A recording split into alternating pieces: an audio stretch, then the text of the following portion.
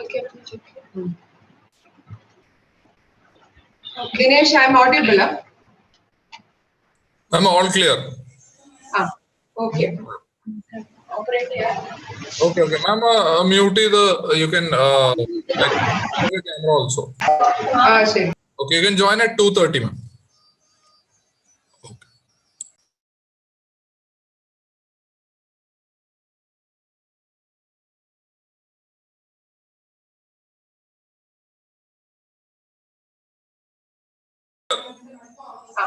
Okay.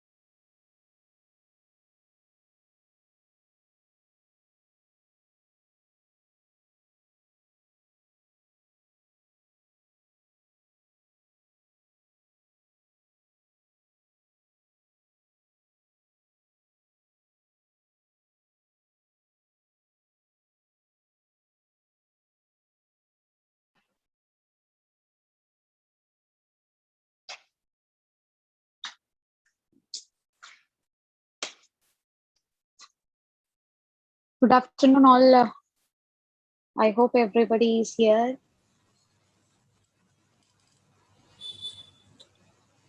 Abla, we can start. Thank you, sir. Thank you, sir. Good afternoon, everyone, and welcome to the academia. I am Abila Rafiq, Assistant Professor of Institute of Gems and Jewelry. I'm very thankful to you all for attending this insightful webinar program by the team Academia on behalf of Institute of Gems and Jewelry. This is the second consecutive year of Academia program. Each year we deliver talk to thousands of people who are in education field.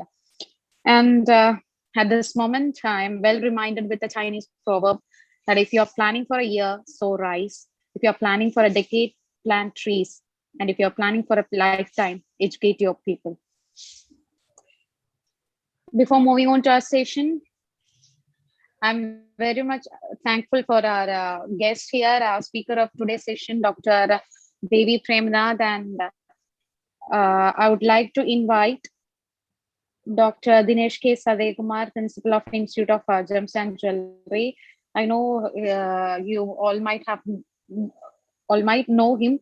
He is the strongest pillar of Team Academia.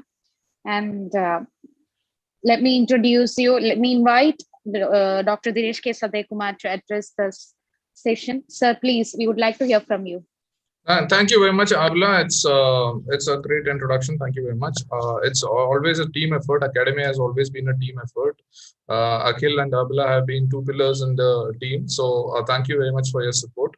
I won't take much of your time. I'll just spend around 1 or 2 minutes to introduce what we are and what we are trying to do. Okay, so we represent an institute called Institute of Gems and Jewelry.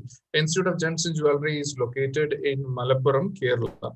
This is the only standalone institute which gives training on jewelry making, jewelry designing, gemology, jewelry management. We have 3-year programs for which we are the skill training partner of Jain University, and we have 1-year diploma programs directly awarded by the central government skill sector, which is the Gem and Jewelry Skill Council of India.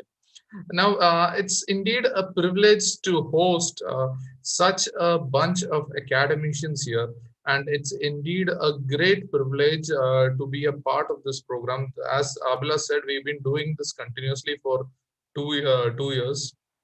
We have the YouTube stream also live, which is running, and our representatives Akhil will be monitoring the YouTube streams, so you can interact with the guest on the YouTube stream also. Your questions through us, it'll reach the guest. Okay.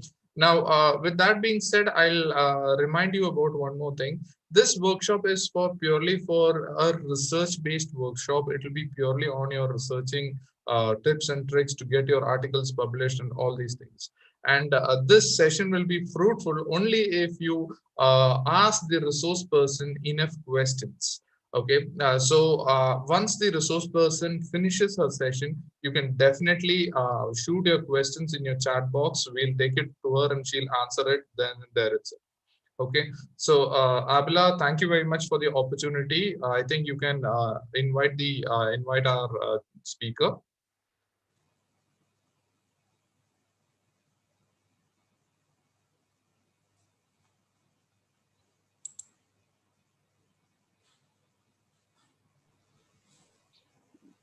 Thank you so much, sir. Thank you. Like you said, we are moving on to our workshop. We are moving on to our topic. I would like to invite our chief guest. I'm very much privileged, and with immense love and respect, I would like to invite Dr. Devi Premnath.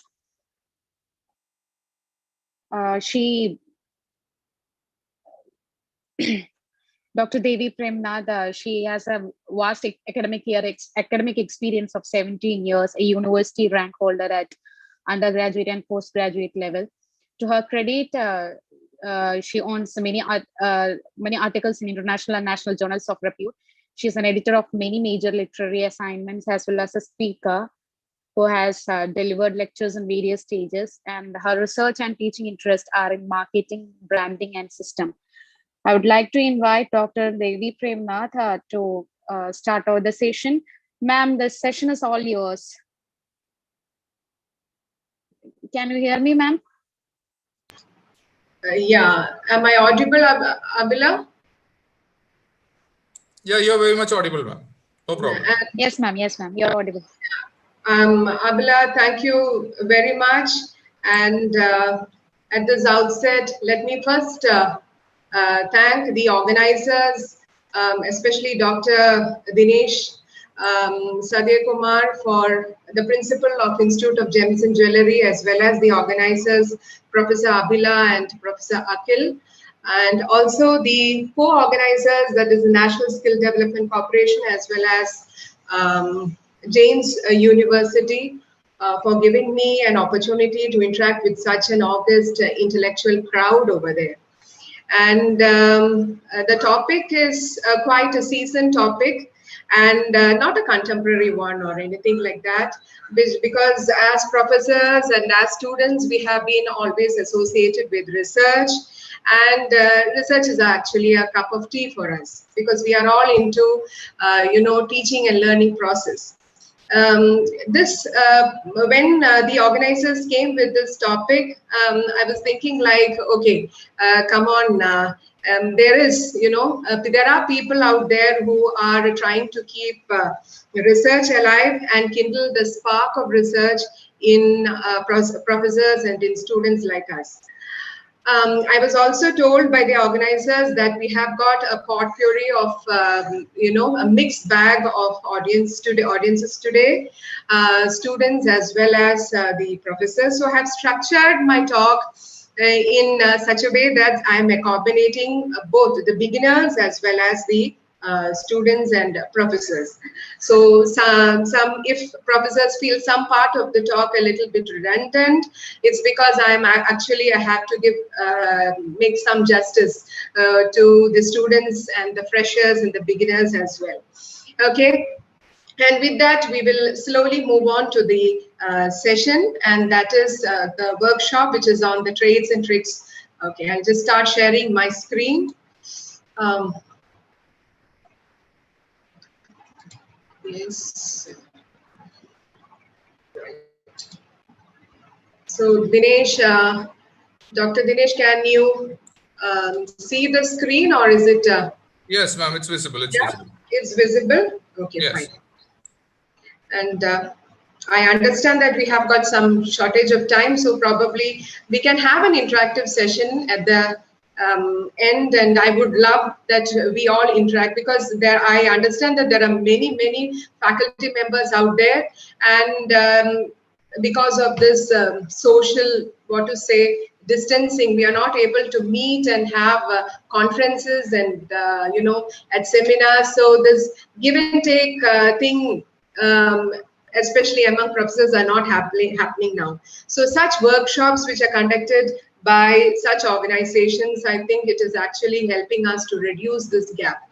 And so if you can put in your insights also, you are very welcome. So that I can also have some takeaways from this particular workshops, because I'm so excited and thrilled to talk and interact with such an group of intellectuals.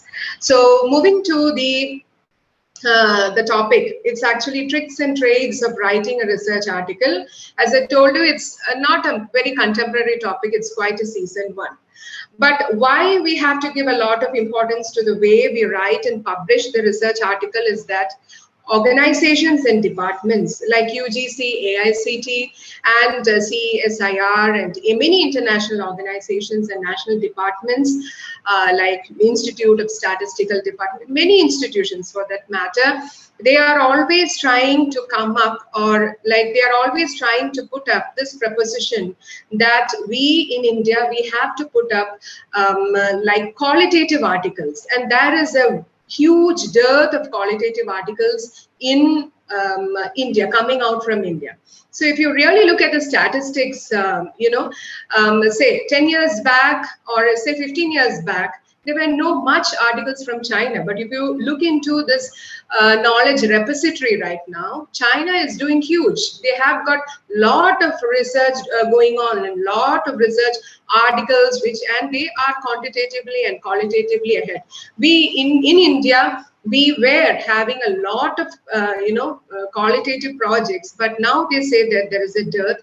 And from time, like they have been changing the standards, so, and the benchmarks which we professors as well as the research scholars have to follow, so that our the way of writing is actually very contemporary and really rich in quality.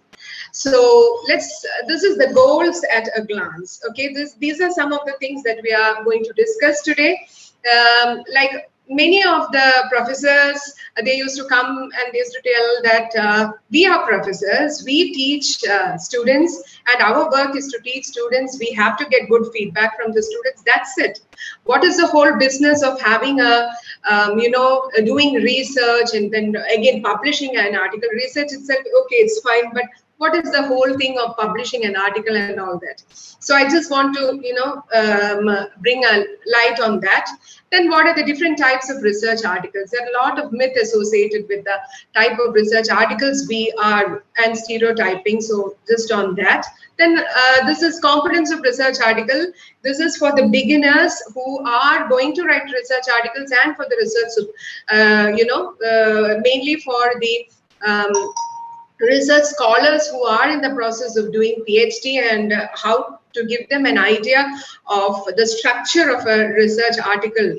Okay, and then we will talk about issues like plagiarism and some sources, and also the trends in writing now in 2020 and 2021, how we can actually, what is expected from us from these journals, and how can we best select a good publisher. So this is actually the outline, or you can say the skeleton of the talk that we are going to move. Okay, so the first one is benefits of publishing.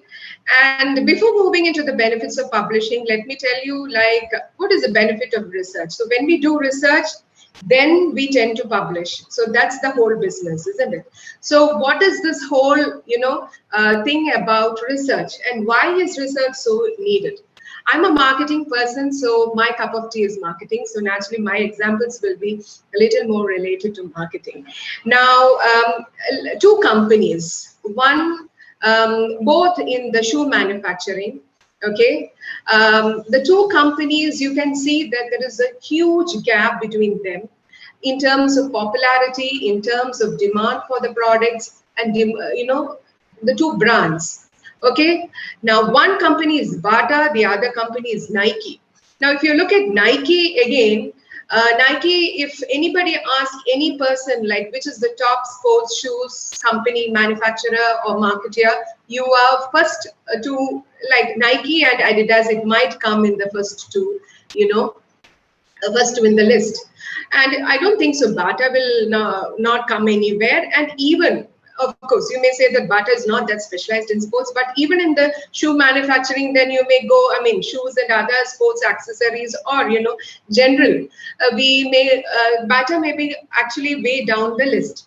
Now, why is this so? This is because one company was deeply involved in research and development. Every year, they're spending millions and millions of dollars on research and development. That is the reason where they are.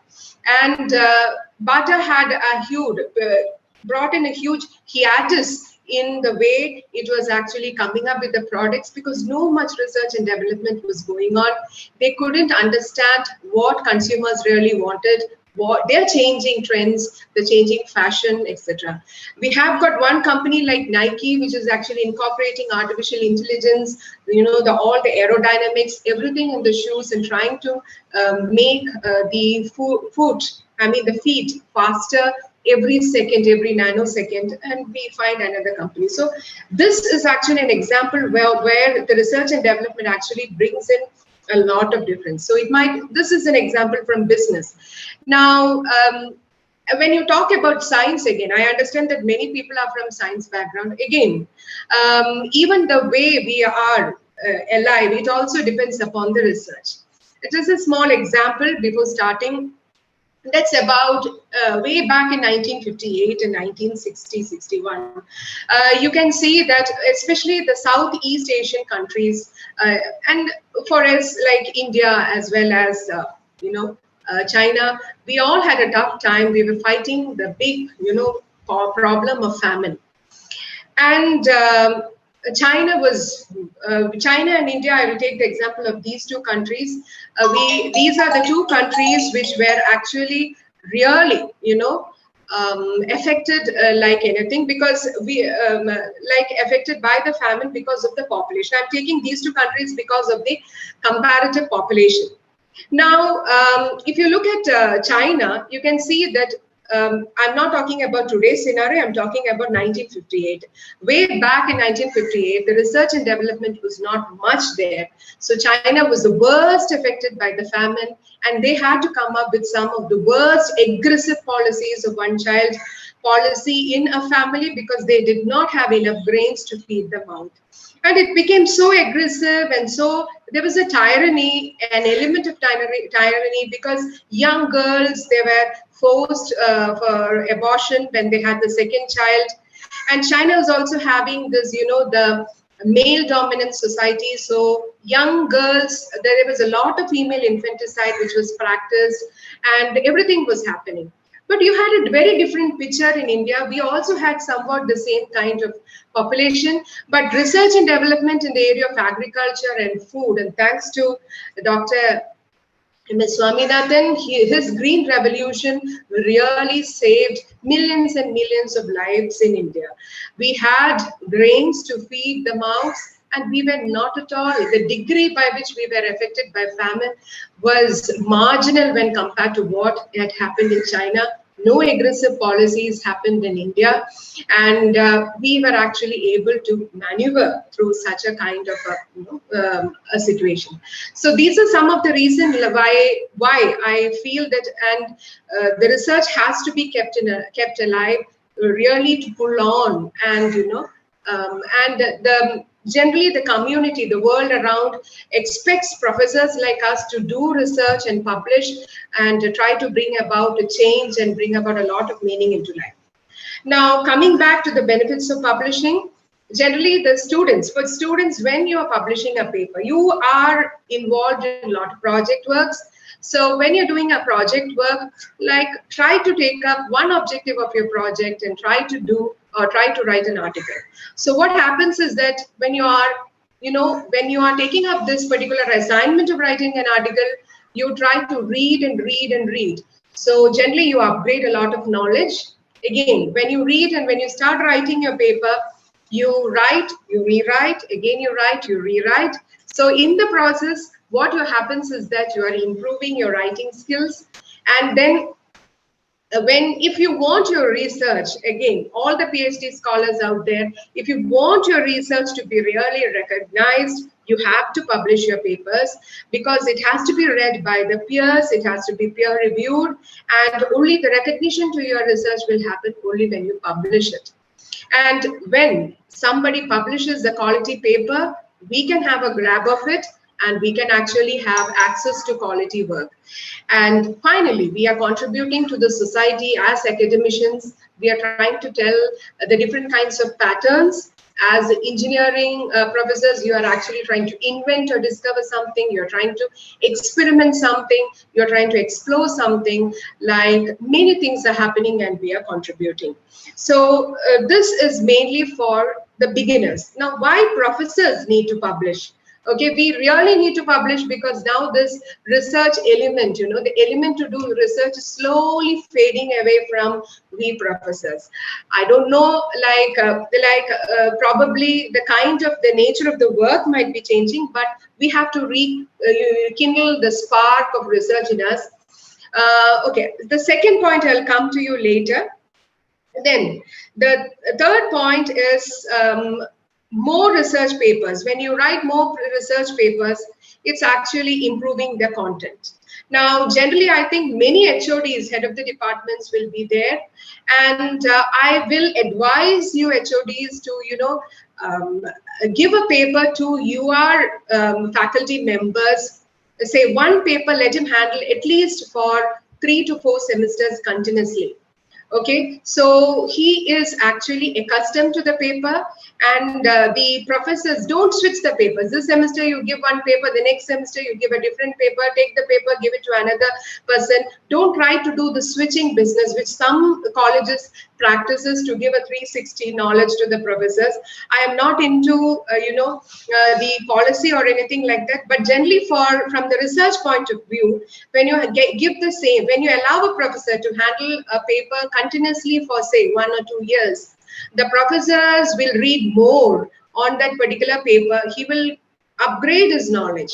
And being a professor, what is your responsibility when you get a same paper? Okay, this is something that we practice in Jansen's, and this I think works a lot.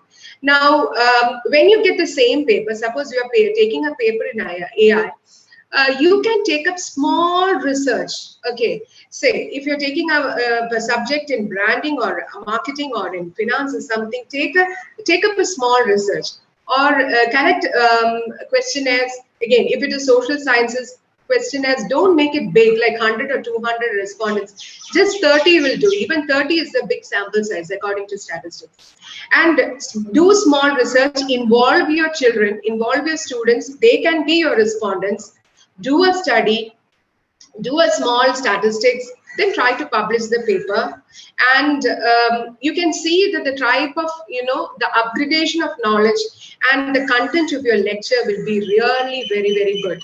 The quality of your lecture will improve, and the students will really barge. I mean, they'll get into your classroom. They are willing to get into the classrooms, and they will be willing to hear your lectures, because you are going to deliver to them something which is beyond the boundaries of the textbook. So you're going to tell them what is your practical knowledge, and in the same time you would have published an article, and the justification to that particular paper will be done as professors.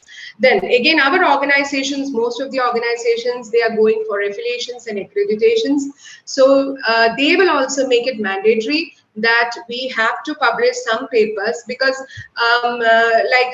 again, when NBA team came, and they are looking into the research work, what we are doing. Apart from infrastructure and all those things, they actually look into what is the kind of the devotion that a particular organization has towards research. So that is one thing which they are really targeting and focusing on. So more papers the professors in an organization publish, all the papers actually are scores for you. They are the parameters which are set by these accreditation committees. So you practically, it helps you to qualify, and helps you to get the, the NBA accreditation or the NAC or whatever it is. So research is also becoming mandatory, and you will be sometimes forced to do that. Okay, and for getting funds and sponsorships, again, when you write more research articles, publish it, and the chances of you getting funds and sponsors from institutions which I have referred before, the chances will be more. Okay, and then every article that you publish, it is increasing the weightage of your resume. Now, finally, I come to the author citations, which is a new concept now. The new concept in the sense that a lot of importance and a lot of buzz is going around citations right now. Now, what is citations actually?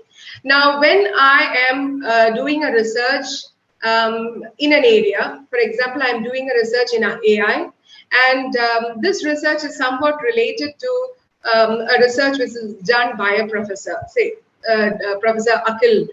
And so what I can do is Professor Akhil would have already published a paper in some journal. Okay, so when I am writing an article, I can draw references from his article. I can cite his work in my article. All the professors out there know about this. I'm generally talking to the students. This is the way what is known as, this is what we call citations. So we are citing somebody else's work in the article that we are writing. So when I am citing Professor Akhil's work, it adds up to his citation score. So when I am adding, then it becomes 1. Again, Professor Abila is adding, then it is 2. Then Professor Prabhakaran is adding, then it is 3. Then Professor Dinesh is adding, it is 4. So like that. And professor who is having more than 10 citations is considered to be, considered to be great. Okay, so now most of the primary institutions, like all the I's, I call them, the IIMs and IITs and all of them are looking into how many citations you have. What is the research, what is the level of research publications, what are the how many citations you have. So that is actually a score, apart from the number of years of experience and the number of articles we publish, the citation scores are also very, very important. Now, I was talking about all trades before, like how to keep our research alive and how to do small researches in the paper that you are taking. Now, I'll give you 2 tricks, how to improve your citations. Now, one way is you have to be a marketing specialist here, a little bit of. Now, we are living in an era of social media marketing. So once you write an article, try to put it in the social media platform. Make sure that the fraternity, the members of the fraternity have a look of your article that you have published. So there is better chances of your article to be noted and to be cited. So try to use Facebook, Instagram, LinkedIn, whatever avenues you have, try to make sure that your article is visible all around. Okay, that is one way by which you can make it visible and make it cited. The second important trick is, suppose you can have a symbiotic, an understanding between the colleagues and between the co-research scholars. Say, I write an article on, on something like, the celebrity endorsements, and say Professor Dinesh is also writing an article on celebrity. His research interest is also in branding and celebrity endorsements. It can be an understanding like I can refer his article in my paper and he can refer my article in his paper. So it is like a give and take policy citations. It can happen when you have a close-knit community of intellectuals and intelligentsia, and when your research is of the same flavor. And you can do like that and increase your citations. The other way is a very organic way of citations where, say in 2018, I wrote a paper about artificial intelligence. Now in 2020-21, I am extending the scope of the study and I am actually writing a paper on artificial intelligence and marketing. So I can actually refer to my previous paper, which I have written in 2018, in my current article. So this way also I can improve your citation. So a little bit of tricks here and there, because at the end of the day, the citation score matters. That how much citations you have matters. Try doing this, it works, and it actually, it helps. And you're not doing anything out of the way. You are actually trying to, strike a balance. So this way, and as we go on with the move on, I will give you some other, ways by which you can improve the citations through keywords and all. We'll discuss later.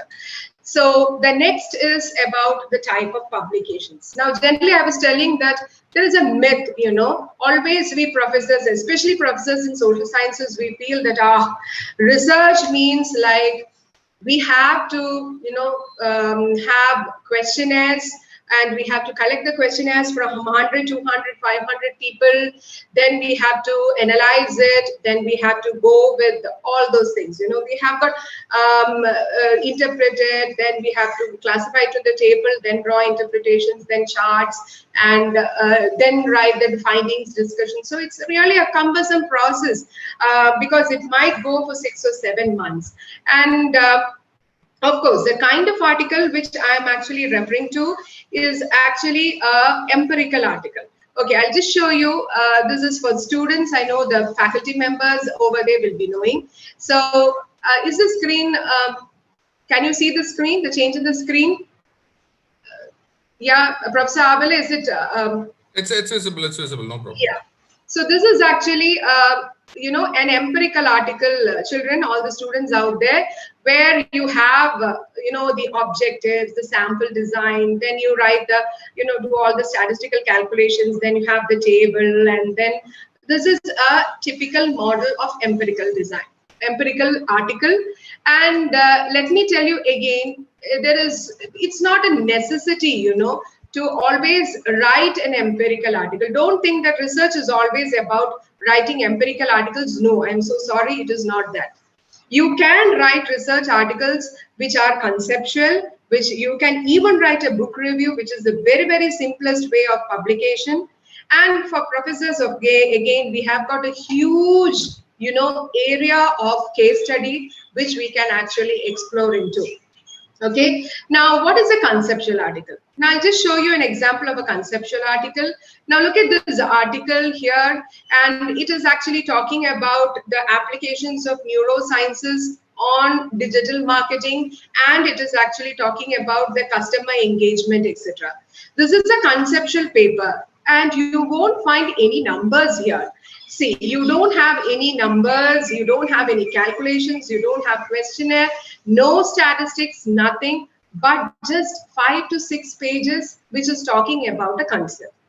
Now this happens, this can be taken up by professors, and most of the professors will be doing that. I'm sure about it.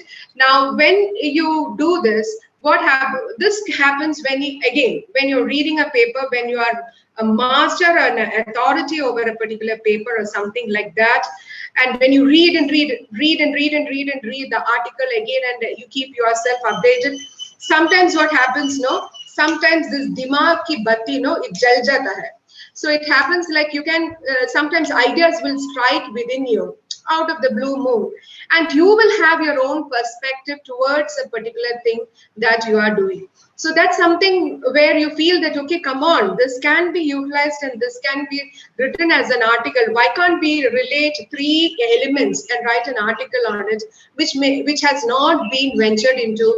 And when you search for the literature review, you may not get enough articles substantiating it. When you have such a kind of a situation, you can write something which is known as a conceptual article.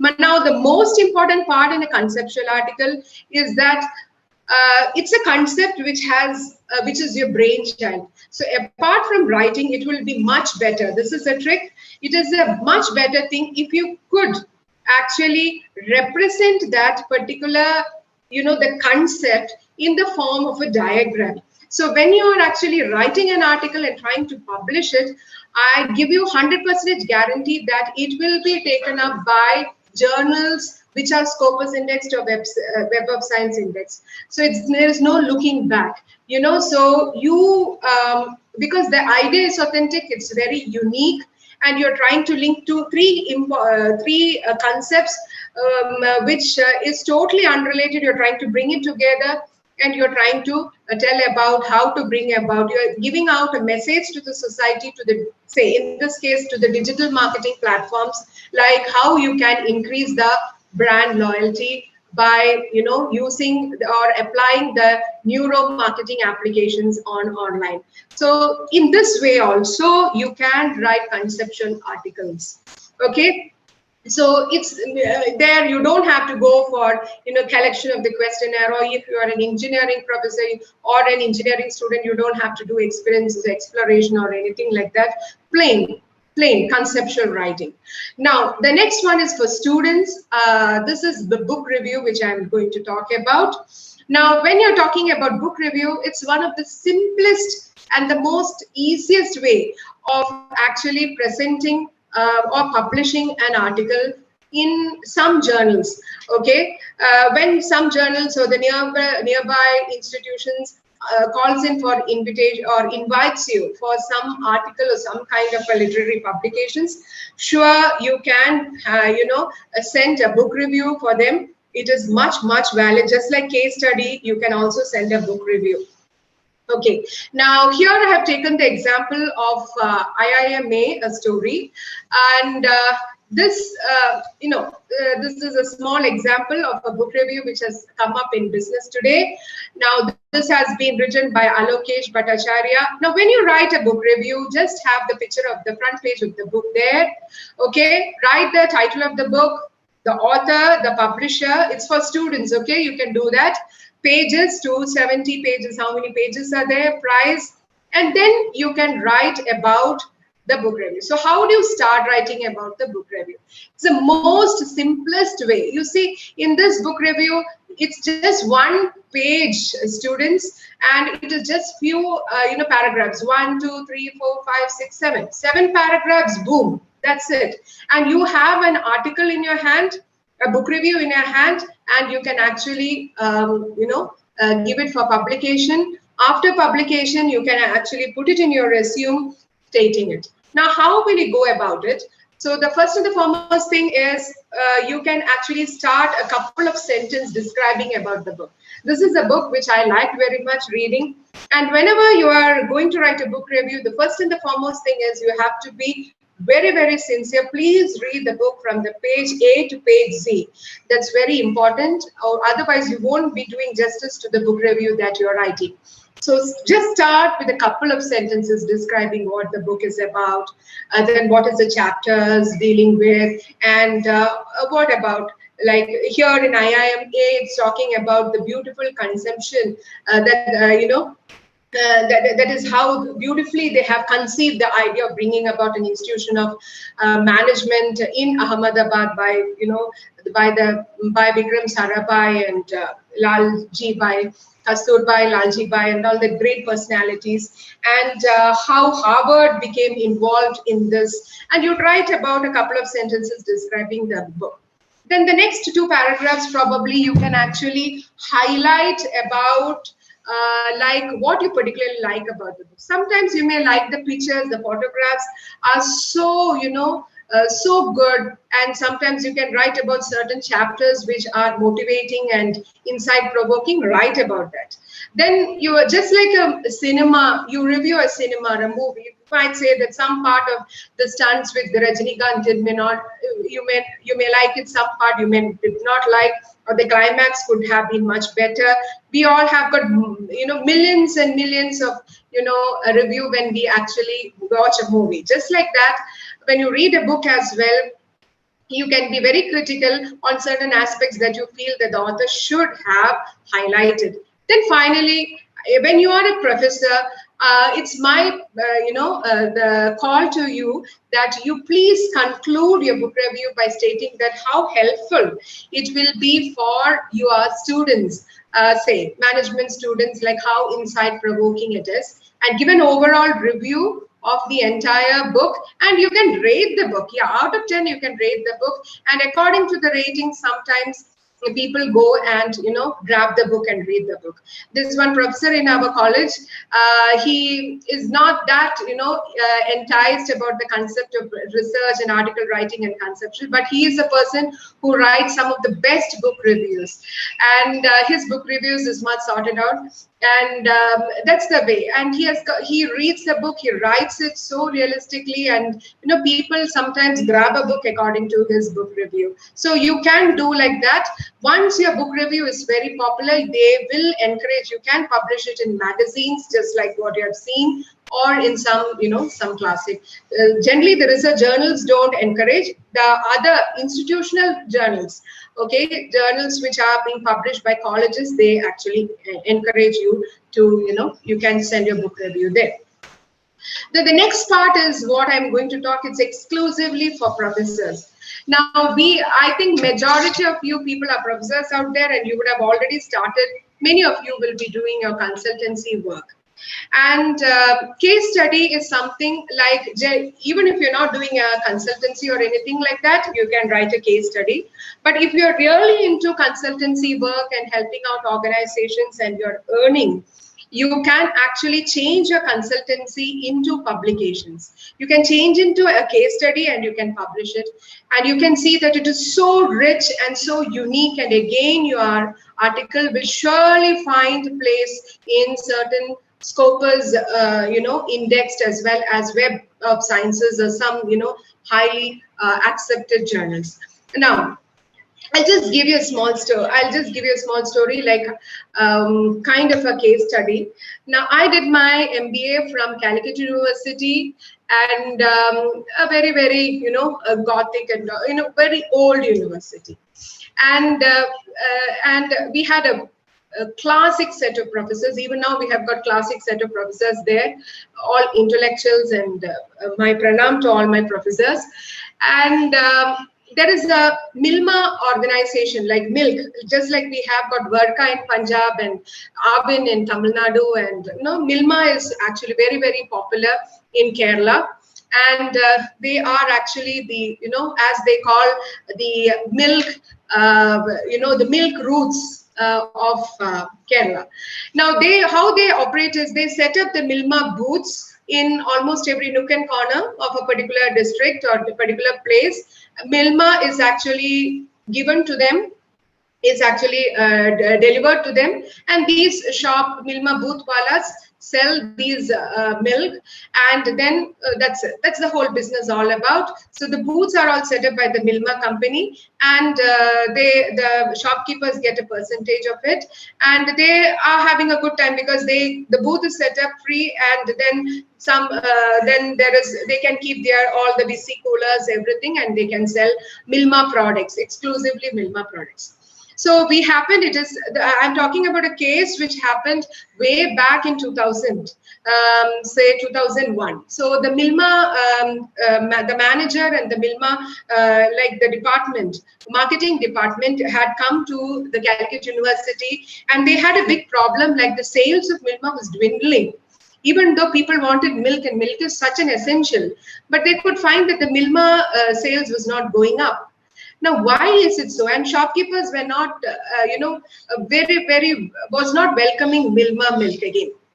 Now, this was a huge problem for them, and they wanted the professors to work on it. That's where the consultation started, and I know that majority of you people, all the professors out there, will be doing the consultation work. So what happened was the professors, again, they involved us. We had to split in teams. We were all very excited. We were just like the, the Gestapo or the secret police or something like that, and we had to go around in all the Milma books, just spy on them, how they are doing, how their sales, and we found out that in the Milma booths, they were selling milk other than Milma. They were selling milk coming from the nearby states. They were still selling private milks, private brands of milks. But Milma was not sold much. And then we understood, like, the general talk and the informal talk, we understood that these people, they were using the Milma booths, and they were trying to sell all these milk, and they were getting a lot of incentives, much bigger than that of the incentives which the Milma walas were giving. So then many financial intricacies and all those things were happened. It was again the professors, they did their brainstorming, and then this was notified, and then a different financial plan, the incentive plan, all the marketing plan was reworked. A kind of an marketing re-engineering process happened. It was given to them, the entire solution for the case was given to them. The booth walas, the shopkeepers were called in, and they talked about it. And then what was happening was, there was within 6 months, they could see that the incentive level was increased. Strict, there was a stringency over, like, not entertaining the other private milk. The milk was actually laid down, and so that the license will be cut. And, all those things happened. There was a sturdy, increase in the way sales happen. So this is something which I lived at that particular point of time. The case lived with us, with the students, when the professors were doing. The professors, they published the case, and it was great.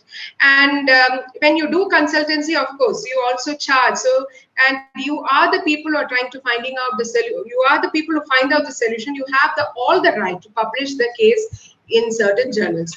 So this is one case study that we did in Jansen's.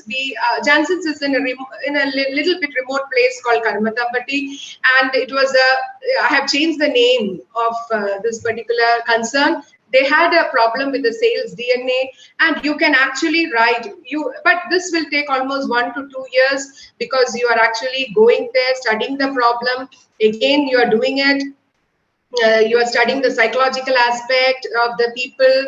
Then here we actually mixed the Six Sigma concept and all the Pareto analysis. It was actually a collaborative work between the marketing department as well as the operations department in Janssen School of Management.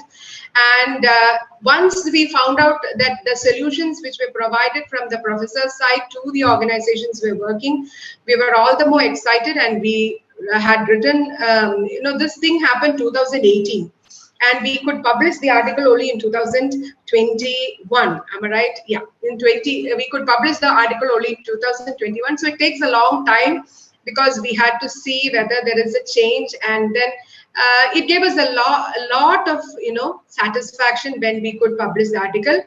Mind you, when you publish a case study, there are journals who are ready to accept your case because they know that it's genuine, it's unique, it is something which has been done. So it's a part of your consultancy work when you do. So this is the other way. If you are doing consultancy work, it's a trick again, my dear professors, like you can convert your consultancy to article writing, because into a case study writing. Now this is exclusively for all the children out there, for the structure of the research paper. Okay, now generally when you talk about the structure of the research paper, I'll start with the abstract and the keywords. Okay, so Dr. Dinesh, can I continue? It's not like you don't need any break. I think we are short of time, so can I continue? Yeah, yes, ma'am. You can definitely continue because we'll have the interactive session after this, so Okay. they can pose their questions to you.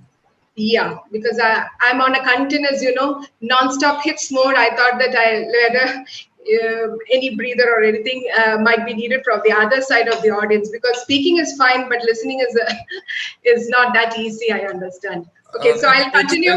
It's okay, ma'am. We have enough audience on Zoom. Zoom is in fact full, and we have huge amount of audience in YouTube. So please keep the tempo going. Okay. Oh, thank you, Dinesh, for that good news. And so I'll just continue. So when mainly for the students. So when you are actually pushed into a lot of projects. So when you write a project, when you finish your mini project or major project, don't stop there. Try to convert the project into a research article.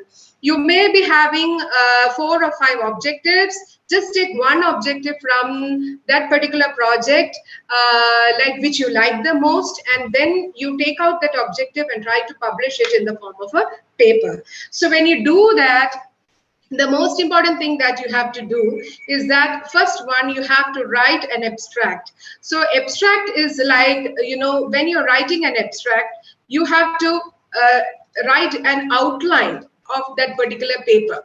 Okay, that's what you're going to do.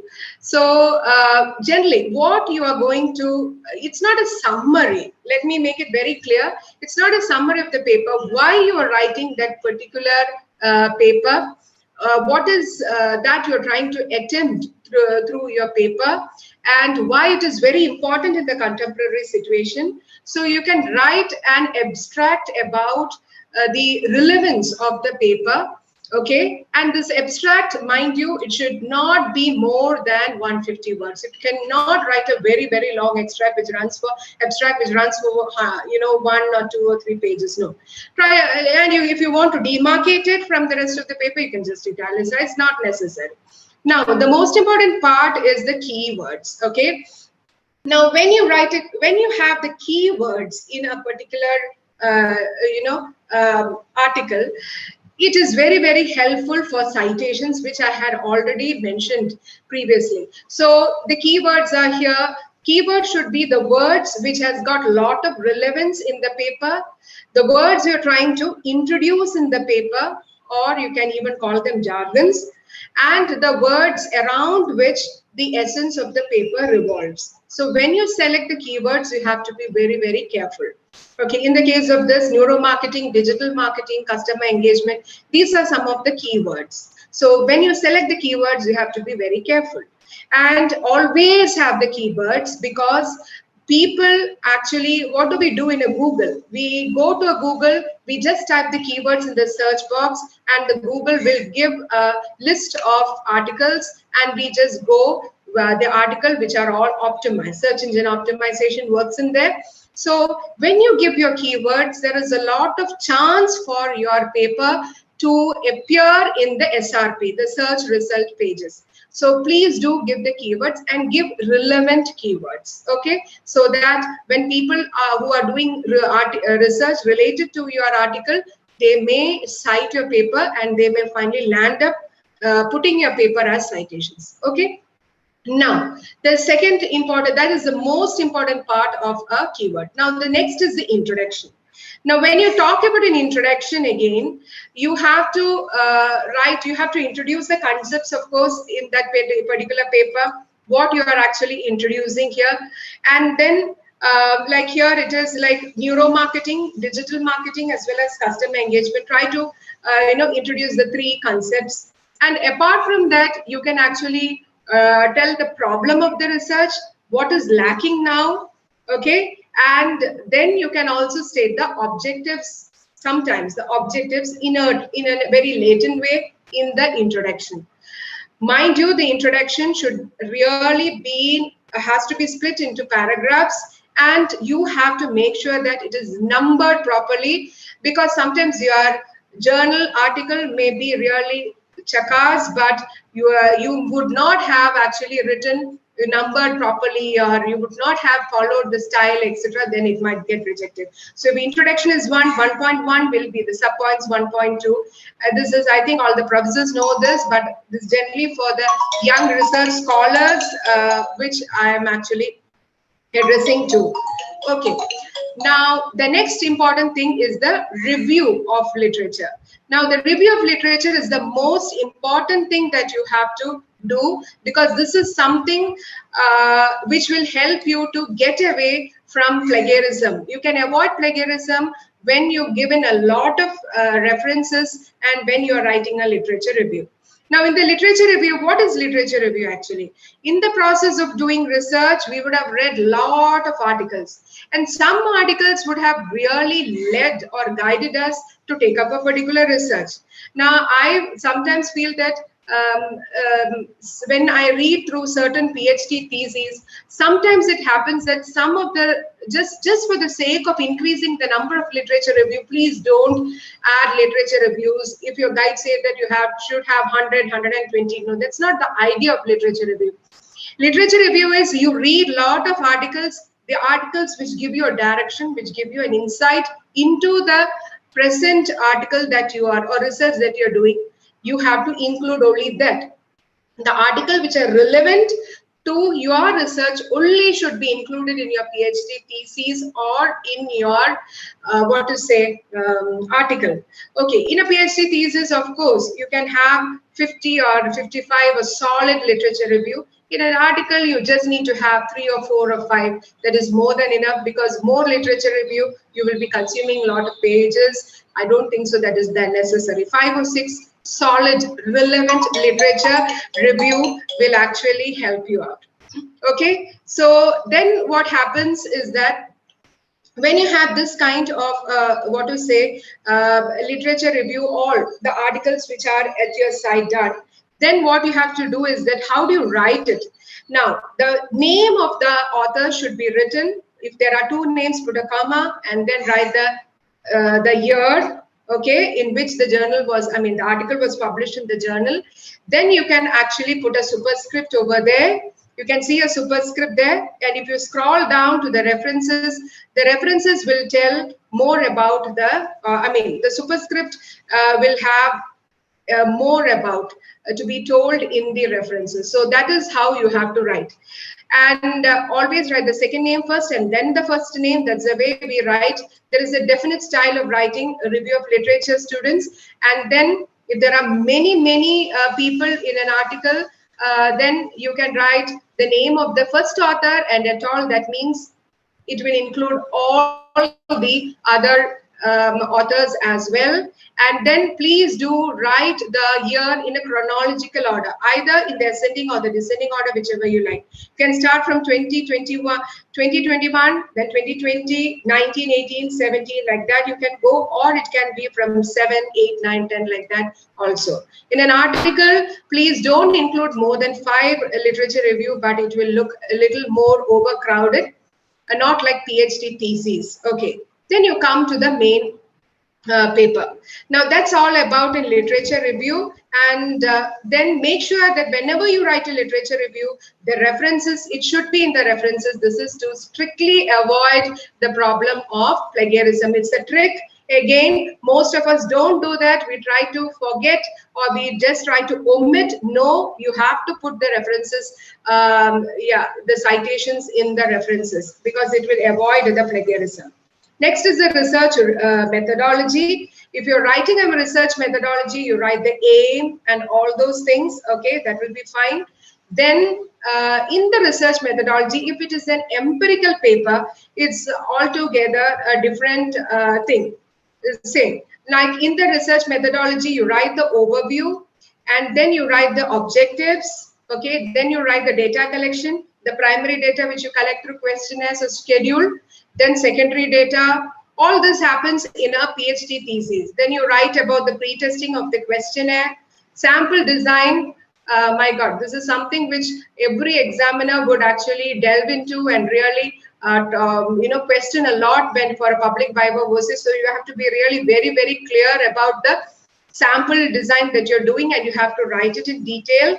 And then you actually write about the analytical tools that you have been using, in what are the tools that you're using, statistical tools that you have using, ANOVA, Garrett's ranking, factors analysis, etc. And all those things you have to pay heed into, and you will be actually writing it when you are writing in the, you will be including it in the research methodology area. So in the research methodology area, even in article writing, you will be writing about the sampling, the type of the research that you're doing, the instruments that you have used, and the tools for analysis. That is very important when you're writing an empirical paper. You have to include all these things in research methodology. For a conceptual paper, you don't have to include this research methodology at all. As I told you, it's an idea that you are putting out into the public arena. Okay, then it is the analysis. And in analysis, again, what you have to give a lot of importance is that you are actually giving an idea about how you analyzed the questionnaire, and you have to be very careful when you are taking the analytical tool. For a particular, according to the nature of the question, you have to take up the analytical tool. If you're trying to find out which is the best, drug or a vaccine for COVID, you are going to rank the vaccinations for COVID, then you have to go for a Garrett's ranking. If you're trying to find out which vaccine is better for according to the gender or according to age, then you can go for t-test or something like that. Or if you're going for something like you want to isolate the factors which are actually causing COVID, then you can go for a factor analysis. So the selection of the statistical tool is very important when you are actually analyzing it. And again, you have to be careful for numbering. Now, one important thing which I would like to tell all the students out there is, please write the source. Again, this will avoid plagiarism. Whenever you have a table, you write the source, whether you have constructed the table based on the primary data, or whether the table you have taken from some book. If it is from some book, it is secondary data, and please give the explanation of the book either here or in the footnotes or in the references. For table, it is better that you write in a very small italicized way next to just down below the table. Interpretation should always come below the table, and I always find students writing interpretations after chart. That is completely wrong. Charts are self-explanatory. They are colorful, vibrant, and they are like superstars, heroes in a movie. They don't need any explanation. Okay, but tables are very simple, very complicated and technical. So tables only need interpretations and not charts. So whenever you're writing interpretations, just write down below the table. So these are some of the important things which we usually make a mistake. So please give heed to all these things, and you can see that your paper will have no mistakes. Then you can, if it is if it is actually an article, you can actually club up all the tables together, and you can write all the interpretations and findings together. It's not necessary that when you're writing an article, which is very different from a PhD thesis, that you have to write the interpretations then and there below the table. No, not necessary. In an article, you can club up all the table together, and then with the reference number, you can write the interpretations and the findings together. So that will be much more easy, because always, you have to think that when you're writing in an article, it has to be crisp, brief, and you have got a constraint of space. That is something which is always there when it comes in article writing. And then finally, usually we don't give recommendations in articles. Sometimes you can, but usually we don't give, especially in social sciences, you won't find much recommendations or suggestions. That is usually given in PhD theses as well as the projects. Now, when you're giving your findings and recommendations in a PhD thesis, it has to be based on the objectives. So you take up the first objective, you are going to give the findings according to the objective. Don't vaguely write all the findings 1, 2, 3, 4, 5. No. You have to write according to the objectives. The findings and the discussions should be objective oriented, which we don't do. So which is your first objective? So you have analyzed the objective, you have to write the findings based on the objectives. Please do that. And you can also get the references of the literature review. Like in the objective, you have found this, which is very much different from a past study. You can write like that, because it actually gives in a lot of richness to your findings and discussions. Recommendations also you can do that way according to the order of the objectives that you have written. And finally, it is the conclusion. Conclusion is just summing up. Hapa, hooray, the last portion, isn't it? When we write an article, it need not be numbered, but it is actually very important. It is actually the whole, the mantra of the paper. It has everything. And it is also calling out to the the research community that, hey, come on, you can do more about it, and let's all work and think about it. So conclusion also, when you write a conclusion, you have to be very careful. And then appendix is when you are a financial, if it's a financial article, it will be a balance sheet, all your financial statements. For marketing, it will be questionnaires, and then it can also be a lot of tables, and engineering, you will be having a lot of tables, all these things, and the references. References also, you can follow a particular style of references. So if it is a PhD thesis, first go with books, students, then there is a definite order.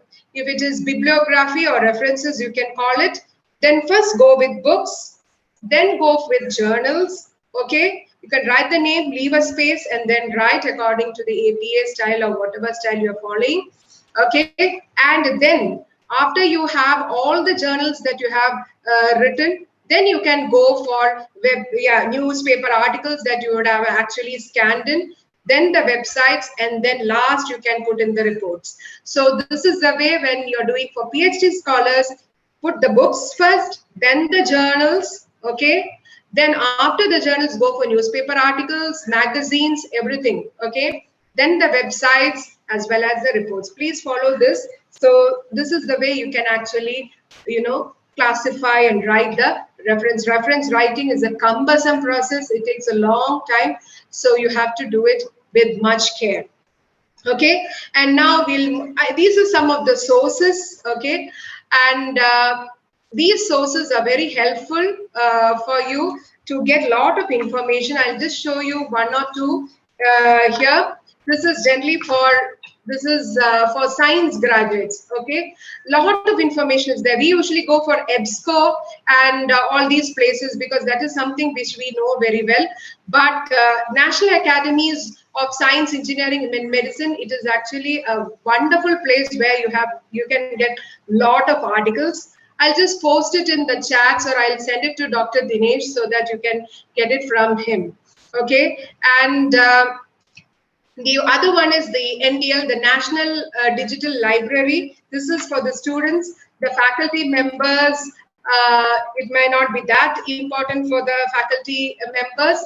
Students, you can go to the National Digital Library, which is created by our own students of Institute of Technology, Kharagpur, very much Indian. You can see all the research repository, the featured collections are there. Dinesh, can you see the screen? Is it visible? Because I'm going into different web pages. Yes, so yes, that yes, it's visible, yeah. No problem. Yeah, yeah. And then the sources. Then you have got the Shodh Ganga. It's again for the PhD scholars. Like you can have a look at all the hundreds and millions of theses are there. So lot of theses are there. You just have to go search the theses. See again the citations. The citations are very important. Then you can see the kind of full text theses, synopsis, universities contributing. And if you're a PhD scholar, this will really help you. Okay, this is going to help you a lot. So try to go into Shodh Ganga. That is very much Indian again. And this is for all my young students out there who are actually, who wants to know more about the kind of ideas for writing a research topic. So this is one place where you have got research topics for writing research, like for medicine, then health, education, environment, entertainment. If you're short of any new ideas, such places will give you a lot of insights, and it will give you topics by which you can actually work on it. So these are some of the sources, and probably I will send it through Dr. Dinesh so you can have a look at it. Then the next one is the trends in writing an article. So we are coming to the fag end of this talk, and I think we are almost like it's 3:30, it's 1 hour past. Just stop within 10-15 minutes. So the trends in writing an article is we all have a big problem that we all have ideas, okay, but the problem is that the language is not something that we have a command on or fluency on, and we find it very difficult to pen the words. Okay, so what do we do at that time? So we try to do the cut and copy paste business. So this is something quite irritating. You have an idea, but I don't have good language. What should I do? Because for us, English is often English. It is not our, you cannot, blame us because we have our own mother tongue, and it's a language. And even if we speak well, not necessary that we should be able to write. Nowadays, the modern trends are you can actually have a software. Just download these softwares. I'll just show you here. And this is actually the Grammarly part, where you can actually download the softwares, okay? And Grammarly, White Smoke, Scribe&D, Pro Writing. Just download these softwares and you write an article, just feed in your article, just like you feed in the bread in the toaster. This software is just like our English teachers. They do beautiful work. They correct all the grammatical errors. They give suggestions to rephrase and redraft our sentences. They give thesaurus suggestions, and you can actually integrate it with all the documentation process, like even in MS Outlook or Google Chrome, it is very much compatible. Okay, so you can download any, if you have problem, generally for students.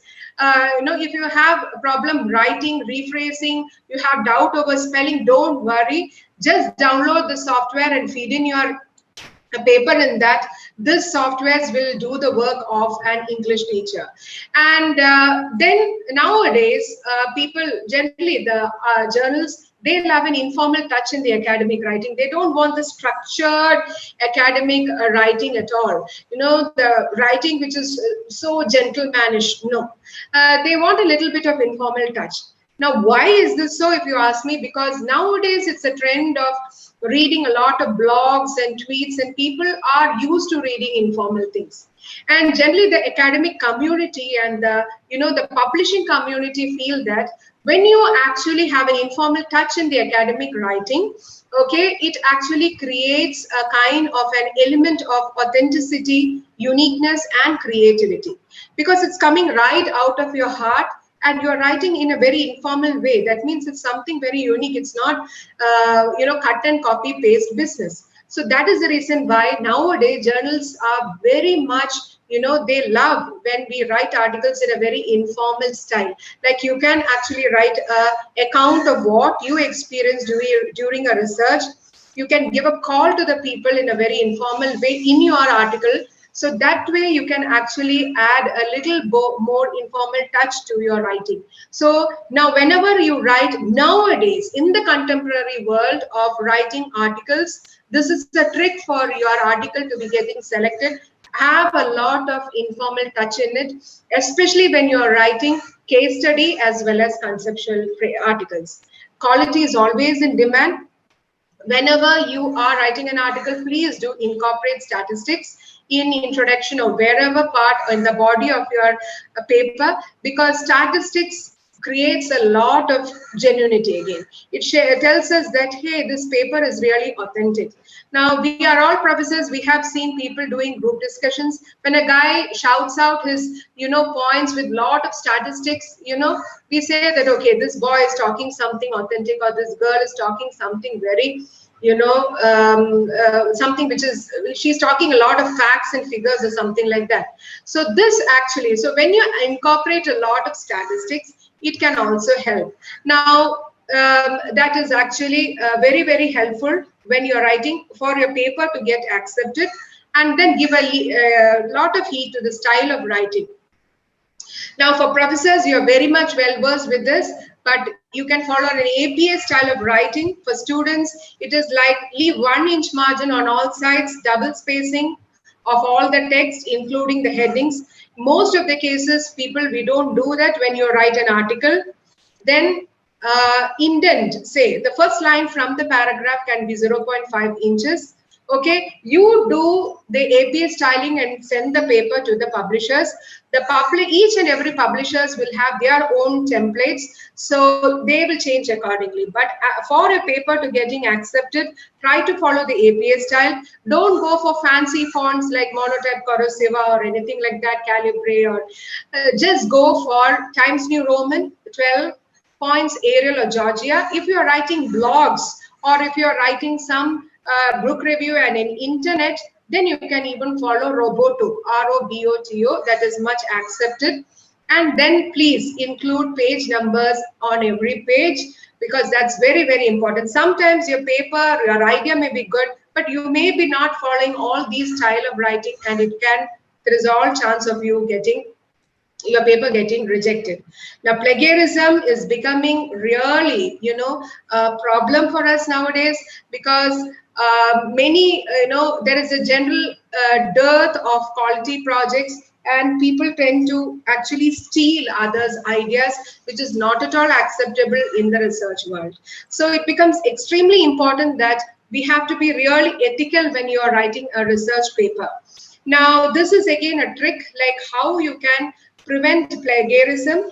Okay, now this is one particular software. Many softwares are there, but I find this quite helpful for me, and I use it almost on and off every time when I think of publishing a paper. This is plagiarism.net. So for students out there, when you're writing a small article, just download the software and keep it. This is very, very useful. As you write the paper, you can also actually check whether there is any element of plagiarism. Sometimes you may be writing it in a very, very true way, but sometimes it may match with some other paper and they may cause or they may show plagiarism. Okay, now this is a small sentence which I have taken from one of the article just to show how you can, it's one of the tricks. So I can just go for, I can check the duplicate, I can check whether there is any duplicate content in it. Okay, now here what happens is that this software will read each and every word. All the doctors, PhD professors, they know everything about plagiarism because it is one of the big menace. Even professors, you can use this for checking the assignment. If you have a LMS with you in your organization, you can have a plagiarism checker, so you can have actually look at it. Now this is 100% unique, but suppose I add something like it has given 100% unique. Actually I didn't want that kind of result here. Something from, I'll actually cut copy paste from this, so automatically there will be some kind of what to say, taken from a paper which has been published, so it will show some kind of plagiarism because it's already published work. So I'll just go for the content again. So there is some published work in that, so automatically there is some content and it will read every word and every unique sentences, and it will show the how much unique the particular subject is. So sometimes it may be 80%, 70% unique. Anything about 75% to 80% will be accepted by the journals. If it is say below something like then it will not be accepted. Now in this case, suppose you have got some, again it's coming 100%, but in case you have got any sentence which is not actually unique, it will be showed in pink here. Okay, it will be highlighted in pink. So what you can do is that you can go back, you can take that particular sentence and you can just cut it out from that, and or you can rephrase that sentence right here and again go for the duplication test the duplication for duplication, and then you can find out, or you can get 100% uniqueness. So you can do this so that before you are sending your paper to the journals, you can actually do a plagiarism check from your side and you can actually check it. This is small SEO tools.plagiarism checker is also a wonderful thing. I will post all these the links to Dr. Dinesh probably after the talk, so that you can have a look at it. And you can also read this. This is a particular article which actually tells about how we can avoid plagiarism, how we can really avoid plagiarism and all those things. I will put up all these things in the links so that you can just have a look at it and avoid plagiarism, which is actually a must. Okay, because we professors cannot afford to have plagiarism in our work. Now the last portion is how do you select a publisher? Now this is the most important part. Now publishing in journals is becoming a money-making affair right now, and there is all chances that we might be cheated. There are a large number of journals out there which are actually putting up false claims that they are Scopus indexed or they are Web of Sciences. Now the main problem is, now when they are Scopus indexed journals, it's a huge charge of publishing. Say they may charge around, say, something from 5,000 to 8,000 to 10,000 to 23,000 to 30,000 rupees according to the citation score. So it leads, it has a lot of money involved when you are publishing. Okay, one of the trick is that when you're going to publish in a Scopus journal, try to have two authors. You can actually share between yourself the publication charges. Second important thing is that you really have to,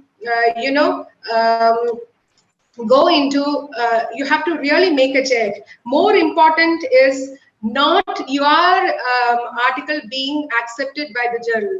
If you ask me, more important is you selecting a good journal for publishing your article. So that is very important, because at the end of the day, it is your work, your money that you are actually putting into.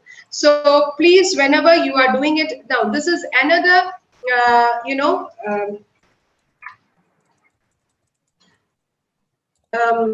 like link where you can go and have a check of whether a particular article is okay, whether a particular article, this is by FREP, so you can actually check whether the particular article is really Scopus related or not.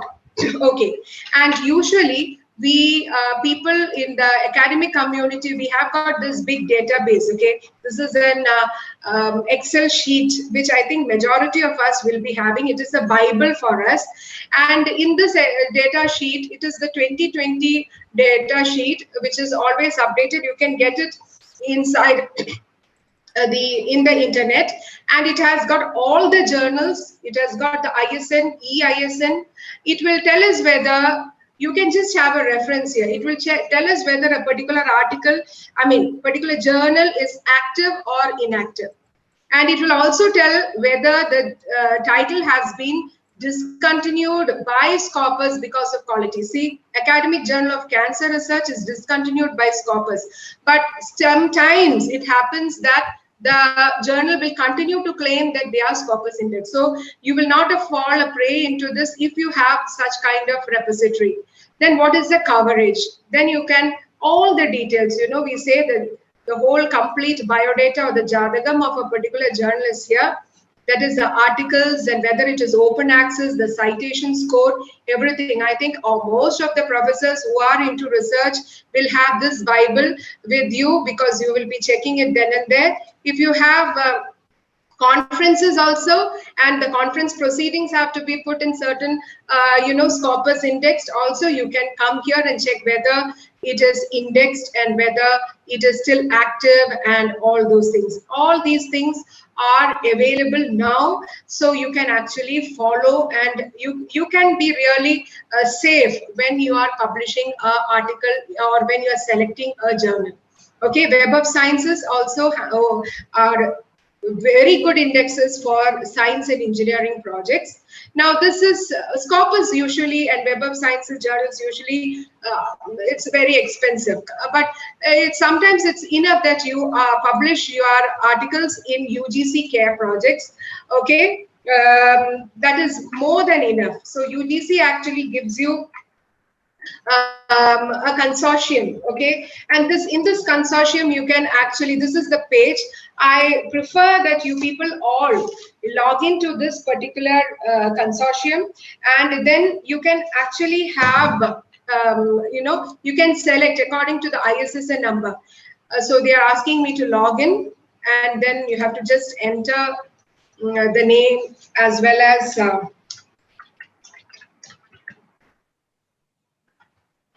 okay, so I don't know whether my login is active. So they are asking me, let me check it once again. If it is working, okay, fine, because it's a long time, almost months I have not logged into this. Yeah, I have logged into, and then you can actually put in an ISSN number. Some ISSN number you can put in. So I have got a small sample number for you. Okay, I put in an ISSN number. This journal claims that the journal is actually listed in the UGC CARE group. You can just put in the ISSN number here and then search it. Okay, then it comes to a different page, and it tells that yes, this journal is very much in UGC CARE list. It is also indexed in Scopus. It doesn't have an EISSN number. The ISSN number is this. The publisher is elsewhere. So again, one more thing, all the professors and all the research scholars there, this particular UGC doesn't have UGC A, B, C group.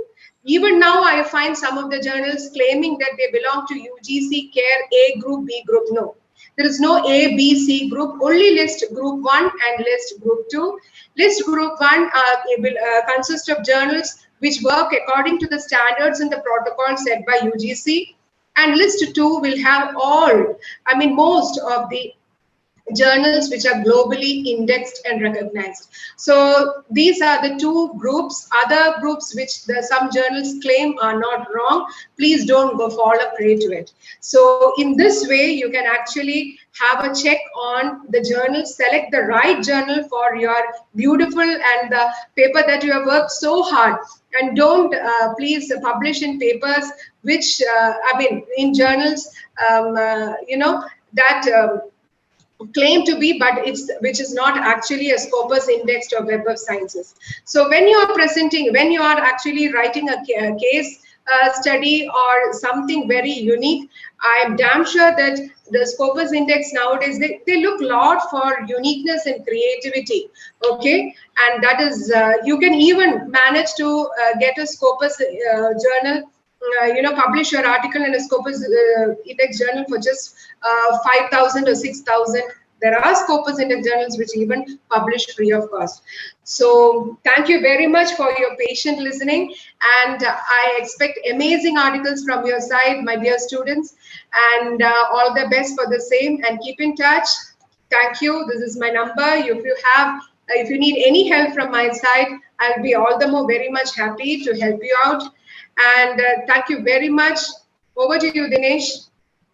And before ending, let me thank all the organizers of Institute of Gems and Jewelry, especially the principal, Dr. K.S. Dinesh, the professors Abila as well as Akhil, who has actually hosted this particular workshop. Thank you for giving an opportunity to interact with all the wonderful people over there. Thank you very much. And over to you, Dinesh. Thanks a lot. Thank you very much, ma'am. Since we were supposed to wind up the session at 3:30, and everybody, in fact, in YouTube and also in Zoom, everybody were asking us to keep the session going on. So that's why I didn't interrupt or stop you in between. So so there are a few questions for you as such here. The first question is from, of course, Padmaja. Padmaja's question is, ma'am, if someone is reading an article for reference purpose and simply skip from that without marking, citing or liking the same, then how will the citation work? Like you're just reading the article for the purpose of reading, and you are you including it in the paper? Are you including it? You're not including in the paper. She's just referring it. That's it. Not referring it. Yeah, that can happen. That can happen. We land up reading hundreds and hundreds of research papers before writing a research, and not necessary that that research, all the research papers that we read has to be included or cited. Not necessary. That's what I'm telling is, when you're citing a research paper in a particular in your article, it has to be 200% relevant to the research that you are doing. That's the most important thing that you have to do. Skipping, we can't help it, Padmaja, at the end of the day, because we have got no control over that. But to stop skipping, that's what I was telling you. You can do a little bit of marketing. You can use a little bit of social media marketing on your Facebook, etc. As well as you can have symbiotic things which we were talking about earlier. Okay. Yeah, I hope I have answered her. Yeah. So we have one more question. We have many questions actually. How to check plagiarism for a graph, for a picture, image? For an image, you have to be, when you are putting an image, if you have cut, copy, pasted an image from anything, you can, for plagiarism, like plagiarism, for checking your plagiarism for image is, you can enter your entire paper inside the plagiarism software. So in the paper, all the images, everything is included. It's not like I'm checking only the text. No. Let me show you that again. Where is the plagiarism software thing? I'll just show you. I'll just show you one more place which I actually, because of the shortage of time, I'll just take 2 minutes, Dinesh, because just to show that. Yeah, Dinesh, can you see that? Can you see the page? No, ma'am. Your screen is not shared. Okay, fine.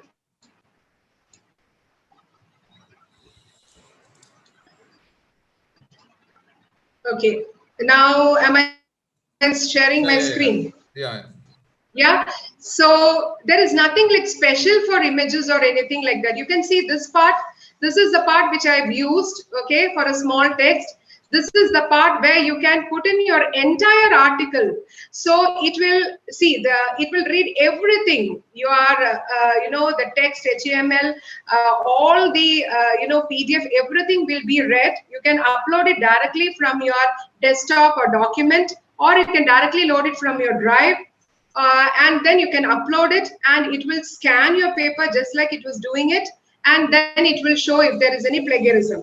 Now, surely what happens is, in order to avoid plagiarism, what you can do is that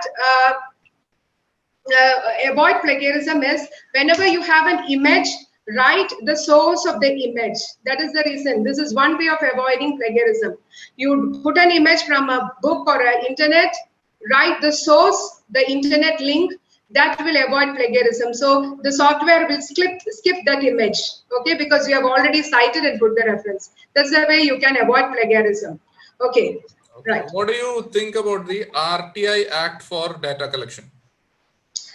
It has to be, if you ask me generally for the RTI of data collection, it is all having a lot of loopholes, You need to know that nowadays data collection, because of the social distancing, data collection has to be done on a very conservative mode.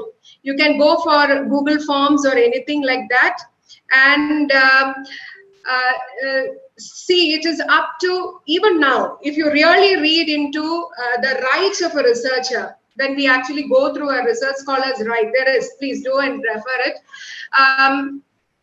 According to our democratic setup, if I have to talk that, India, it gives us a lot of freedom for the respondents not to respond things which they don't like.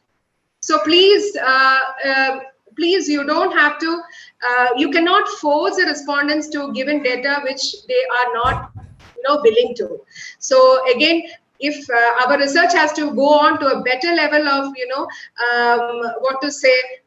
authenticity or accuracy, I think the loopholes as well as the whole thing has to be changed.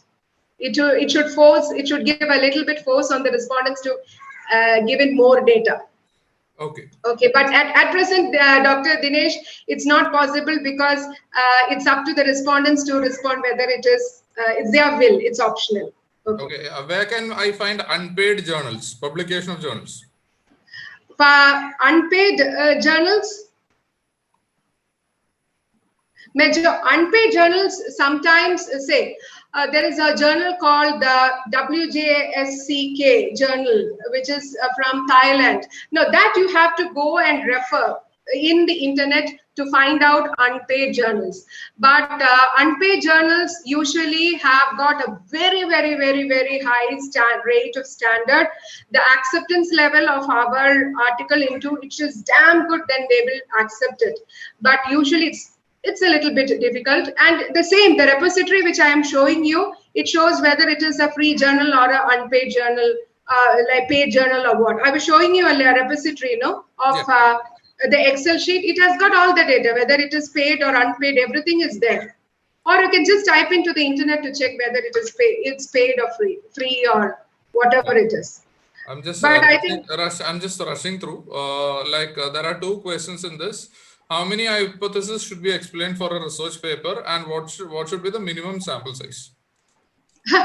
Minimum sample size, anything above 30 is big.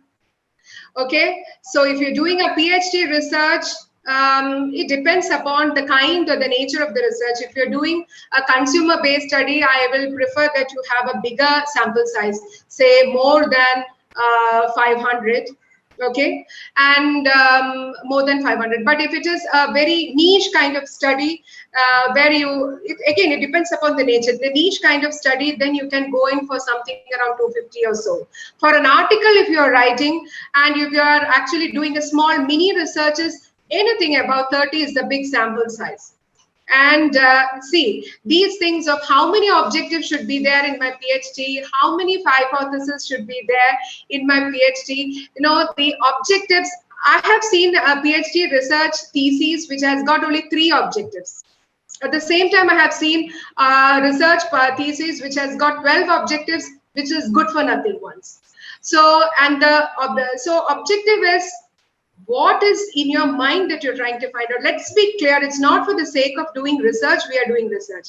We are trying to find out something. So our objective is to find out 1, 2, and 3. Enough. That is more than enough. So don't quantify things like objectives and hypotheses. Please don't do that. And hypotheses, of course, depend upon objectives. That's the reason why I started with objectives. So let's be clear. It's not the number which matters. It is the quantity which matters. 3 objectives. I'm talking even a PhD research. Let me tell you, I had only 2 objectives for my PhD research. Okay, and ma'am, I'm just rushing through. We'll take one more final question. This is a very relevant question in the present scenario. That's the reason I'm highlighting this question. All remaining questions, you can send it to Mr. Akhil, who's coordinator. He's our coordinator. He'll get it through ma'am and get it to reply to through ma'am. In fact, ma'am, the final question is like this. There are many colleges, many institutions conducting a lot of conferences. They are telling that the conference cost is so much. They're telling the publication cost, you have to pay an extra 8,000 or something like that. Many promises do come because now it's the time is like that, and such promises to come. What is the precautionary measure that we should take so as not to jump into such holes? Okay. Now, when the moment you get a conference invite, the first and the foremost thing is that, of course, when the conference invite you get from IIM or IIT or anything like that, then it's no looking back. That's a different ball game altogether. But when we get conferences from the second tier of colleges, the first and the foremost thing that you have to see is in which proceedings they are going to publish our papers. And when you see the proceedings, you have to check whether the proceedings is Scopus indexed or not. If it is not Scopus indexed, then there is no point in you spending 8,000 or 10,000 rupees for publishing your work. So you just better check whether the conference proceedings are published in the Scopus indexed ones. Check it with the repository as well as check it well, and then you are all the more, then it's okay, fine. If it is active, it is qualified by Scopus, then you can shell out money. If you really want to put in your paper, that is okay. And nowadays it's all online, Dr. Dinesh. So like the cost of conducting the conference is not that much. You don't have to, the food, the stay, the payment, I mean, all those doesn't matter. But I'm just talking about the publication charges. You have to check whether it is Scopus. Okay. Or Web of Sciences or some approved journals. Okay. Anyways, ma'am, we have exceeded time by a big margin. So I'll just wind off. To all the participants, you will be getting your feedback link here in your chat box now. And along with it, I've also marked the YouTube link. If you have any doubts, if you want to see this presentation again, it is available in YouTube. You can log into YouTube and just see this presentation. Okay. The additional materials or links that ma'am has actually asked that she'll be sharing, that you can get it from our coordinators. You can get in touch with our coordinator, Mr. Akhil. So you can actually take down the link. It is there in your chat box now. So I'm just typing the link. The feedback link is a Google form. Please fill the Google form, and within 2 working days, you will get your certificates. And if you have any problem in not receiving the certificates, do let us know well in advance. We'll get it to you. And for the members on YouTube, I'm just sharing the link in the YouTube comment box. So you can actually see the entire content there.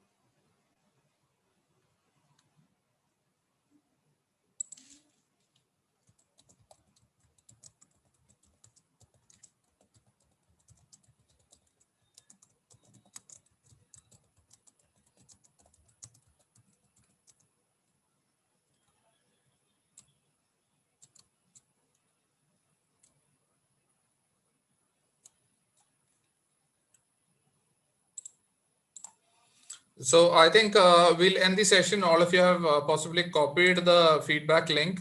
So please, it was very nice having you all here. Great session. Do send us your feedback.